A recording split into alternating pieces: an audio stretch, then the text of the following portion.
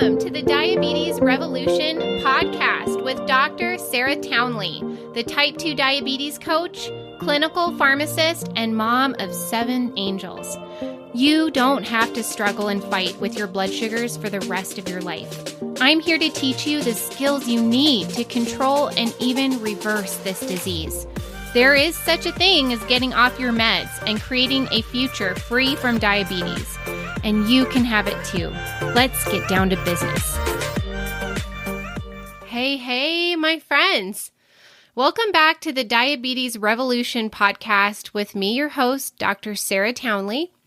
Today, I've got an amazing topic for you that is so timely. And remember, I'm getting my inspiration for ideas of what to teach on this life-saving podcast from my clients, from my one-on-one clients and what they're struggling with. And so I get it. Vacation season is fast approaching. Many of us are thinking about being in the sand, in the sun, with our bathing suits on, or we're going somewhere fabulous with our family or our girlfriends or whatever. And we're thinking about all of the things that could go wrong on that trip that would sabotage your ability to reverse your diabetes. And so guess what? Many of my clients have this very same thing going on. And in fact, if you listen to my last podcast about when you think you need to lose weight fast, that's pretty much what we were talking about. But I wasn't delivering to you on the podcast last how to handle food on your vacation. And so I want to do that for you today. So let's get into it because I don't have anything else to talk about with you right now. I'm just hot on this subject because I just got off a coaching call with somebody where we were prepping for a trip to Cabo with her girlfriends. And all of the fear and anxiety around destroying or sabotaging all of the progress that's been made. And remember, if you're listening to this podcast, you've never been a person who has reversed their diabetes on vacation. Right? You've never done it before. And so that makes this scary. It makes it uncertain. It makes it less familiar. And our brain is going to have a lot of drama around that. And so I'm going to give you many different tools on this podcast to help you approach this with confidence, with ease, and even with the mindset of, I can't wait to see what happens. This is an experiment. I'm always learning. And this is an opportunity for me to get even more firm in who I'm being as a person who no longer struggles with diabetes. So the very first step that I want to bring your attention to is asking yourself what you want. Okay? Because most of the time we're shoulding on ourselves. We're thinking about how we should be and what we shouldn't do. But that's not what I want you to do. I want you to actually get clear with yourself in a safe space where you're not shoulding on yourself, which means you're not judging yourself and there is no right or wrong answer. It's just you getting clear with yourself about what it is you want to see on this vacation. How do you want it to go? What kind of result are you looking to create? And when you get home, how do you want to feel about what happened on that trip? Because that is really everything. That is going to inform what it is you do on this trip, how you make your decisions, whether or not you check your blood sugar, what you do about all of the indulgences that everybody else is having. If you are clear with yourself on how you want this trip to go, you will be able to better plan and prepare for all of those different decisions that you used to make very differently on vacation. And remember, the reason why this feels hard while you're on vacation is because you're just outside of your normal environment, right? It gets easy day in and day out to make the same decisions and practice the same habits around food when everything's pretty predictable. When your food's pretty much the same, the time you eat, the places you eat, the people you eat with, all of that is happening pretty regularly. And you can create some habits around how you deal with different meals and circumstances. But when you leave your home, you leave your normal environment and you go outside of that, everything feels new and different again. You're going to be in situations you haven't practiced before, and so it's going to feel a lot like a beginner, right? There's going to be some awkwardness or uncertainty around all of those situations. And so I just want to extend to you the understanding that it is harder to practice a lifestyle that is different when you're out and about in places that you're not used to being, in situations you're not used to handling. So that's why it feels hard. And so that's why it's going to be imperative that you're way more intentional and way more aware than you're normally having to do at home. All right, let's come back to clarity with what you want, how you want this vacation to go. So let me give you a couple of examples. Maybe you want to get home and you won't want to have lost any progress with what you've already built up to the point of leaving for your trip. That is what the client this morning answered when I asked her, how do you want this vacation to go? Like, what do you want to see when you get home? So when I asked her this question, her answer was, I just really want to come home and have not lost any ground. So once she knew that, that was going to be really helpful for her to get clear on what she's going to be doing on that trip.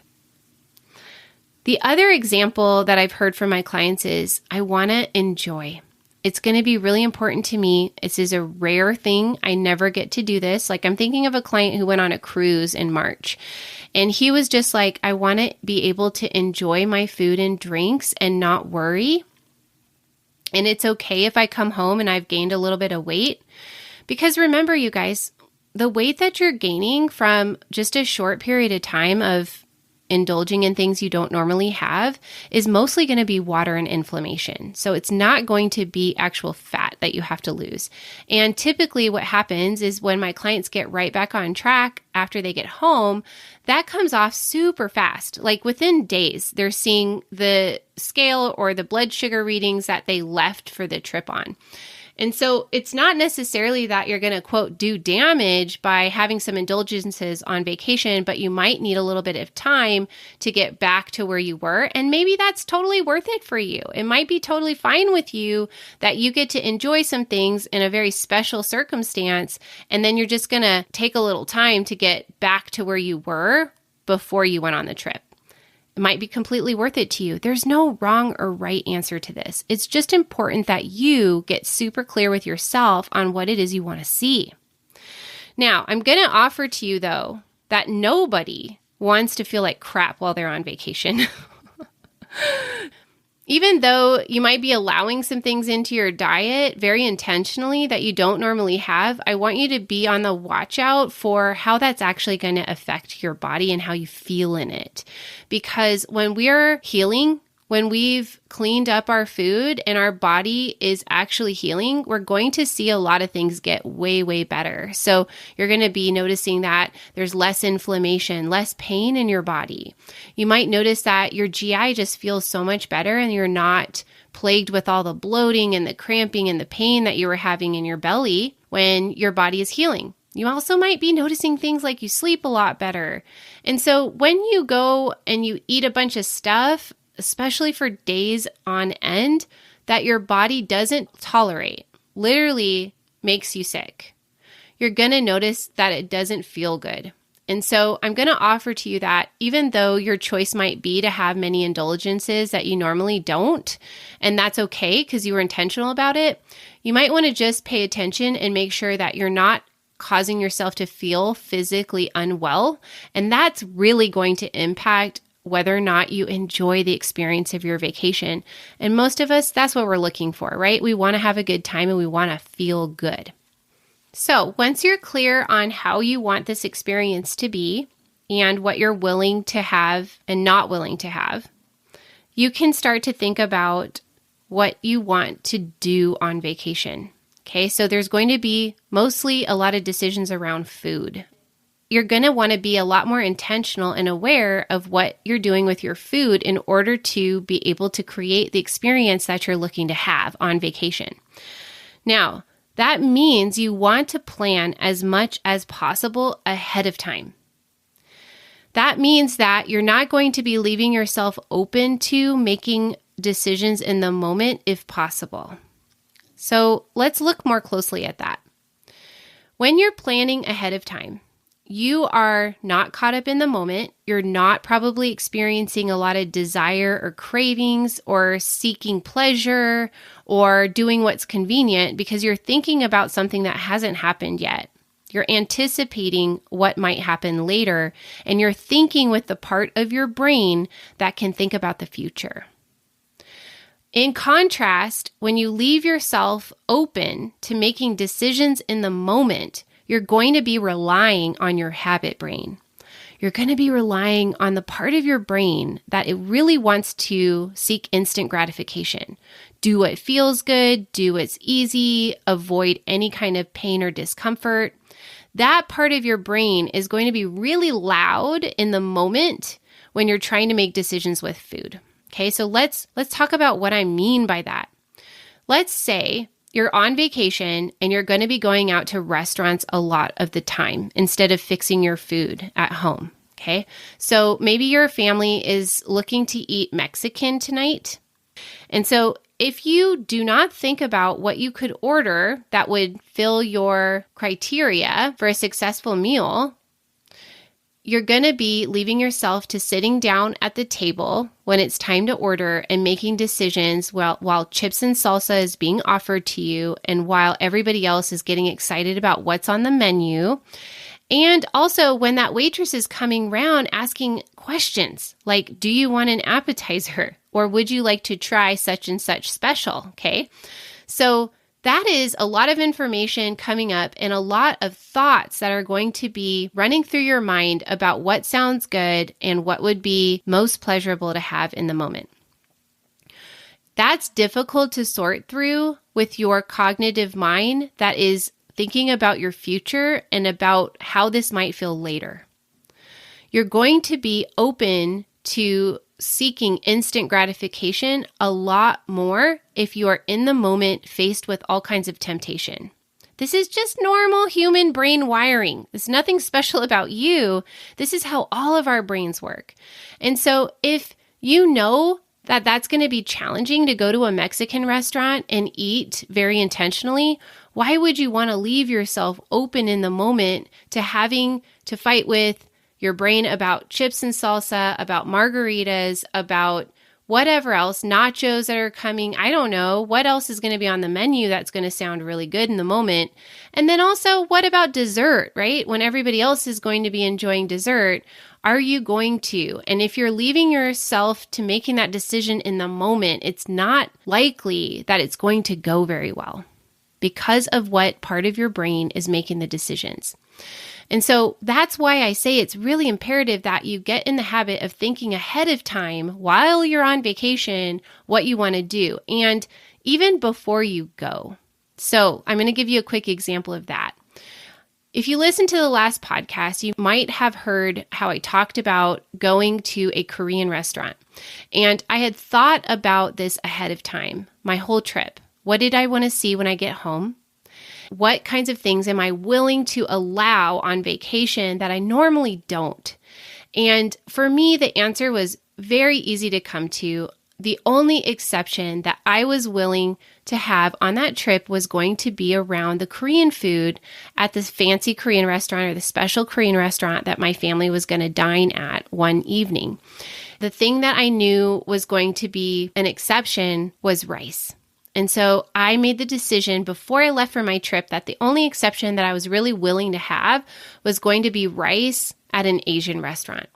So that decision was made ahead of time, and I didn't have to wrestle with myself in the moment about it. And I also knew when it came to any other treat or decision around foods that I don't normally have that it was just a no for me.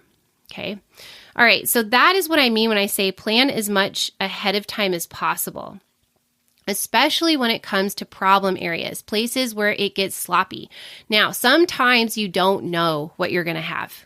I understand that. When you're on vacation, you don't necessarily know where you're going to eat or what's going to be served, and that's okay. There's still ways for you to get clear with yourself about what you're going to allow and what you're not.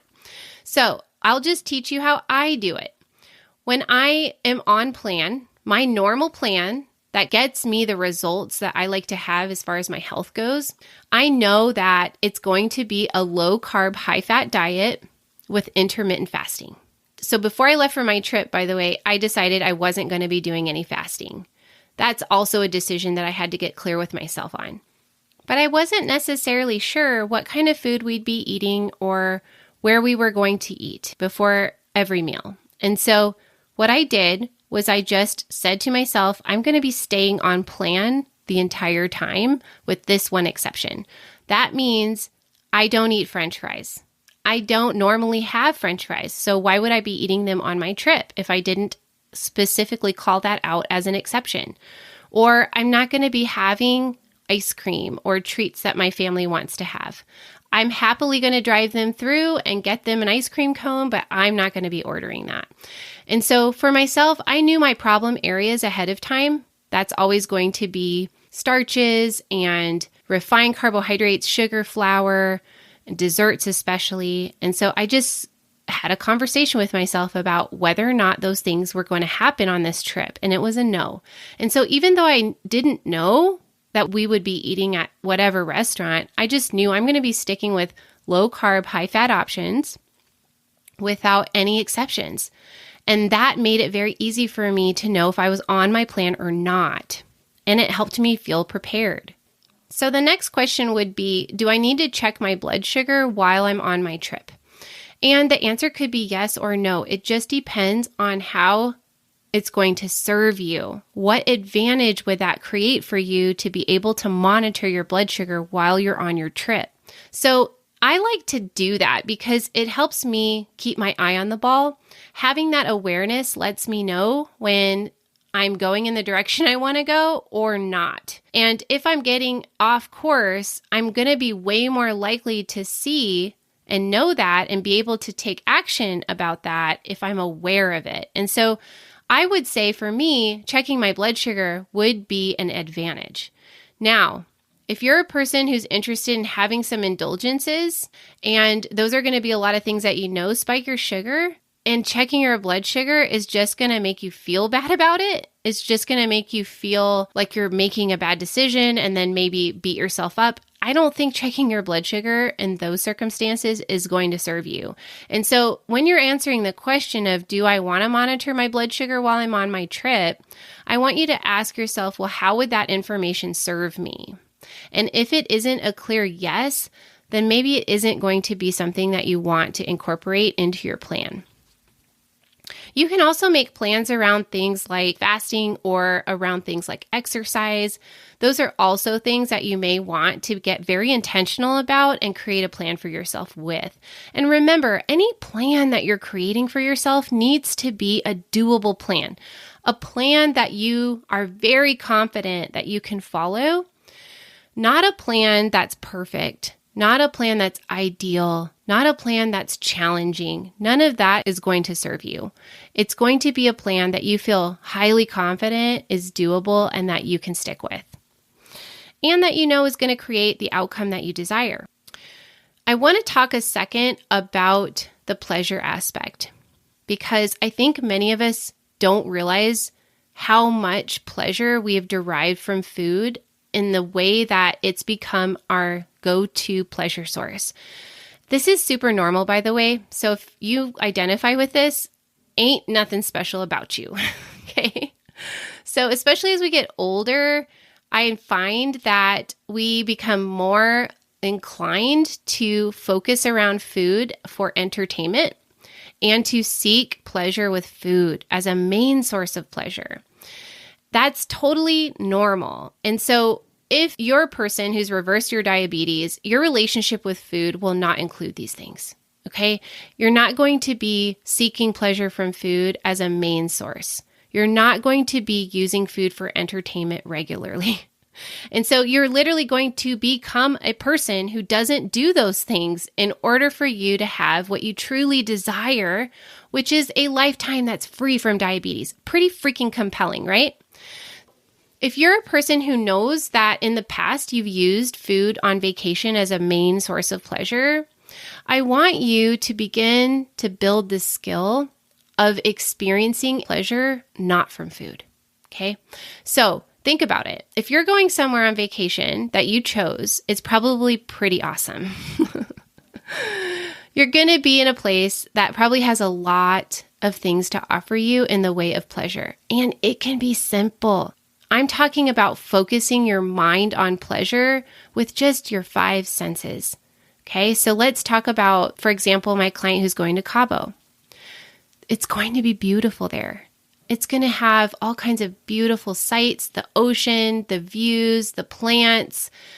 Even like the resort she's staying at is going to be beautiful. Okay, so that's with her eyes. She's going to be seeing a lot of beauty. She's going to be hearing beautiful sounds, beautiful music, the ocean, the birds. I don't know. There's going to be things she's hearing that's going to be very pleasurable. She's going to feel the sun on her skin. She's going to feel the experience of the ocean on her body, using her sense of touch. Maybe it's the satin sheets on the bed. Maybe it's the spa that she's going to, the massage, the facial. There's so much to be had as far as pleasure goes with your sense of touch. And then there's your taste, right? She's going to be tasting all kinds of delicious food. Even food that's on plan is going to be delicious. And of course, there's the smells. The smell of the ocean, the smell of the flowers, of her fresh linens. All of those things are pleasurable. What I'm asking you to do is to literally direct your mind to be in the present moment and to take in all of the beauty and the pleasure that is available right there. And beyond that, there's so much more pleasure, right? She's going to be with her besties, her friends. There's going to be so much laughter, so much connection. And if you're with your family, same situation. Like I remember getting to watch my kids have the first experiences they've never had before, like indoor surfing or going on a roller coaster or tasting something they've never had before. Like that was super pleasurable for me. And I could focus my mind on just soaking that up. I don't need to be looking to food for pleasure when I'm asking my brain to notice all of the pleasure that's around me and feeling all of the gratitude for that. You want to be training your mind that we don't need food as a main source of pleasure because there is so much pleasure here already.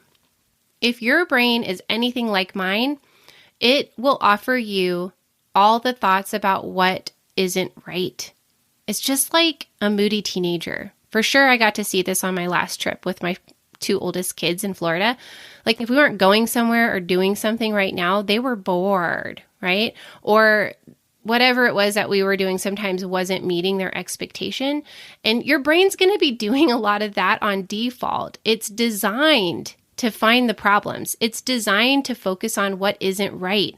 And so it's normal for your brain to not notice what is pleasurable, what is wonderful about what is in front of you. And so you'll have to learn to direct your mind to noticing that so that you can actually experience it. If you don't notice it, you won't be able to enjoy it.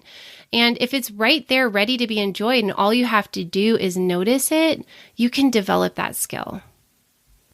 Okay, so let's talk about the things that are challenging, the obstacles that will present to you being able to have the vacation experience you're looking for when it comes to your food. There might be a number of specific obstacles that you can anticipate. Okay, I want you to actually think about what will be challenging so that you can inform a strategy around that. Your obstacles will actually become your strategies if you use it like this. So what kinds of situations can you think of that might be extra challenging?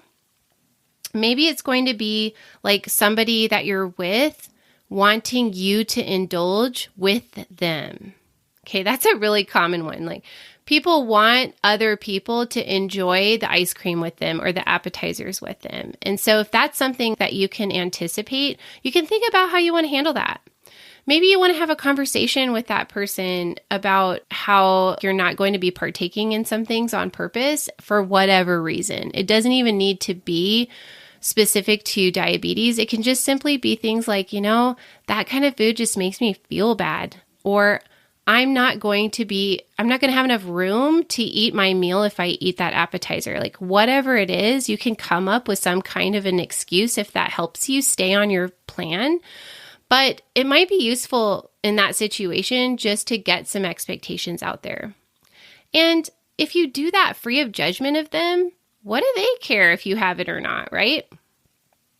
How are you going to handle when everybody wants to go get, for example, ice cream or fudge or whatever it is that is special to that area? Maybe there's some specific treats that that place is well known for. Like, how are you going to handle that? Are you going to allow it, and how much? Or are you going to pass, and how will you handle that? Like, how will you actually make that happen? Maybe you don't actually even physically go, or maybe you go and you just have your own treat with you. Let me tell you what, I've always got some kind of dark chocolate in my purse.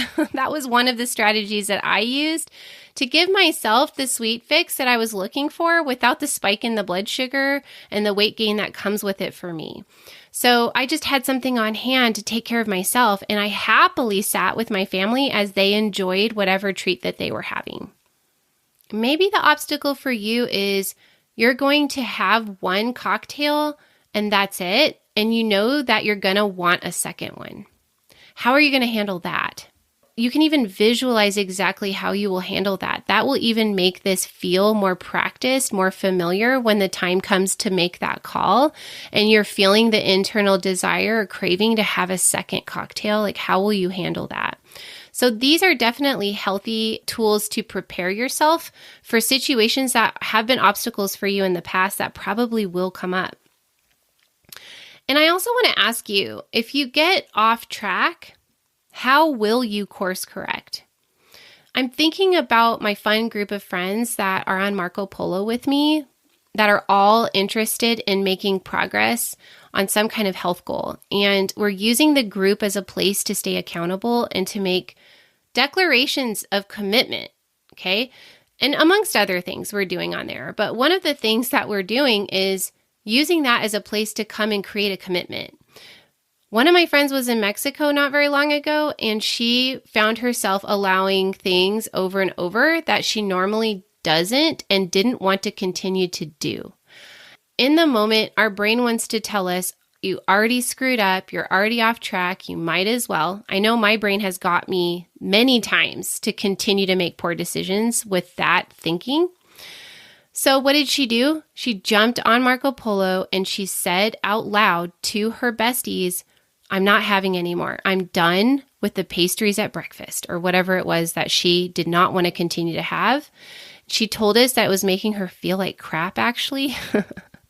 And her knees were hurting and such. And so she knew what it was and she was just ready to be done. And she came to that venue as a place to make her declaration that she was done. And we've all had to use that group in that way before. And so I invite you to think about that. If you get way off track and you know you want to get back on track before you get back home, how will you allow yourself a place to make that commitment and that declaration? Maybe you should just call your friend or get on Facebook and even say, it's funny to me how many people in the fasting group that I belong to, which is like 200,000 people on Facebook, will get on there and just say, all right, I am doing a such and such number hour fast, 24-hour fast, or I'm on a 48-hour fast, and is there anybody here who wants to do it with me? Or I just need somewhere to say this out loud, and that way I can commit and hold myself accountable so much better. Like, what a gift to give yourself the ability to do that. Okay, and now for the part you guys have really been waiting for on this podcast, which is give me some tips and tricks. So I'm going to tell you that I always get my own back on vacation. I've got a stash of stuff that is non-perishable that I can bring with me, that if I get into a jam, like I'm hungry or everybody else is ordering stuff and I'm really tempted because I'm hungry, or there's just nothing that appeals to me, I've got stuff on hand. So what would that look like? A lot of nuts. You can do many different varieties, of course. I always have like these olive oil garlic almonds, and I've got macadamias. I even had these yummy, spicy pecan pralines that were spicy and sweet that didn't have sugar in them with me, and that covered my sweet fix too. But the nuts for me has always been a lifesaver. I also happen to be carrying sardines with me now because they're super healthy and they're so satiating. and they're non-perishable, so I can carry them with me anywhere I go. You could do jerky. That's another really good one. And if you have the ability to take a cooler with you, the options become way more numerous. You could do boiled eggs. You could do lunch meat and cheese sticks.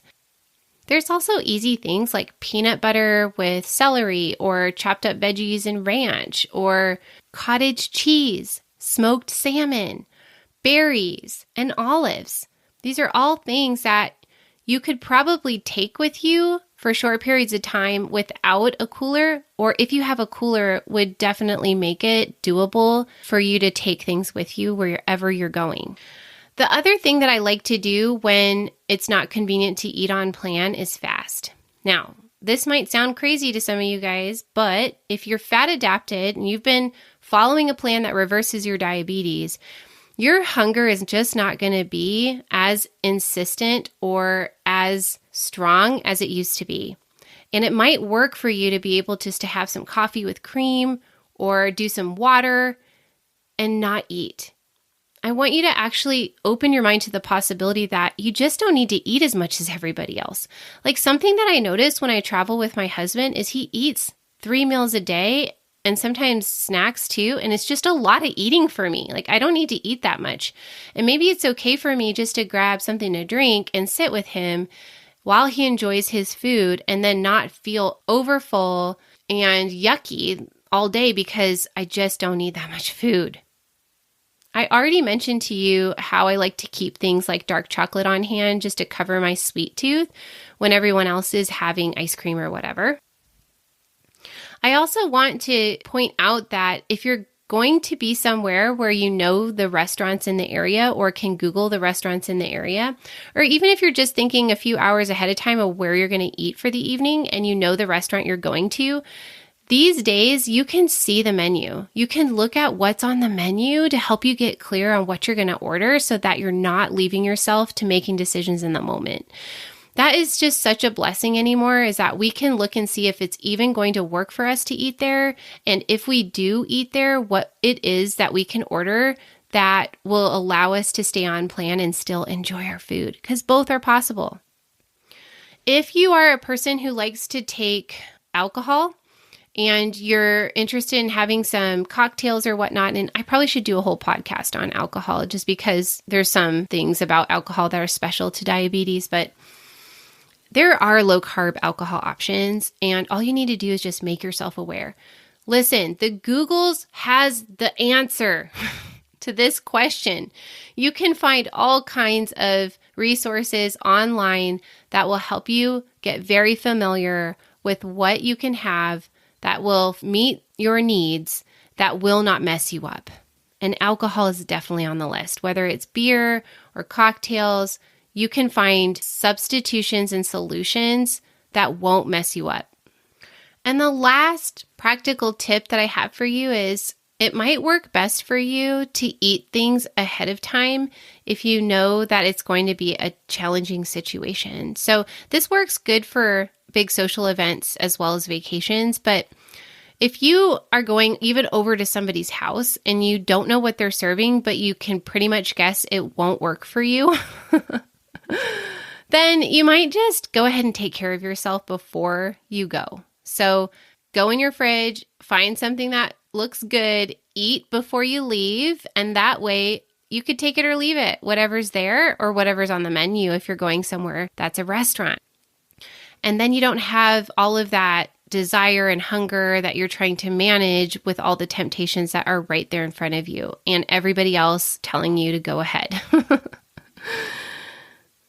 Okay, so this is how I approach my vacations and how I teach my clients to create an experience on vacation that they don't regret, that doesn't feel when they get home like they did a bunch of damage or lost a bunch of ground. I really believe that the biggest component to this is being intentional. It's thinking about how you want it to go and how you want to create that, and thinking about the obstacles and the strategies that will allow you to create that. This is one of many things that I coach my clients on one-on-one. if you need some more support around these kinds of obstacles, it's totally normal. And it might work best for you to have somebody who's guiding you through this process and helping you navigate these kinds of obstacles in real time. So if that's something that you're interested in, you can learn more about how to work with me on my website, sarahtownley.com, where you can submit an application to get a free consultation with me that has no strings attached. All right, have a beautiful rest of your day, and I'll see you on the next podcast. Okay, don't leave yet. You're going to want to hear about this. If you love my podcast, if I'm the only sane voice you've found on this subject, if I've already helped you, you need to check out my online course. It's a start-to-finish, step-by-step video course that teaches you all the tools you need to know to beat this disease. You can find it on my website, sarahtownley.com. along with lots of other free tools that will make taking care of your diabetes so much easier. So get over there right now. See you there.